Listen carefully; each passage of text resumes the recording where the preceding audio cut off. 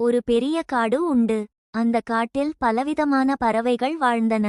அவற்றில் ஒன்று முள்வெறி பறவை. அது சிறியதாக இருந்தாலும் மிகவும் புத்திசாலியாக இருந்தது. ஒரு நாள் காட்டுக்குள் ஒரு பெரிய புயல் வந்தது. அனைத்து பறவைகளும் பதட்டமாக ஓடி தங்கள் கூடுகளை பாதுகாக்க முயன்றன. ஆனால் முள்வெறி பறவை மட்டும் அமைதியாக இருந்தது.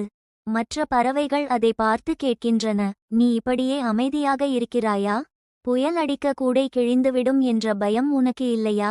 முள்வெறி பறவை சிரித்துக்கொண்டே சொன்னது, நான் என் கூடையை உறுதியாக கட்டியுள்ளேன். காற்று வந்தாலும் அது கிழியாது.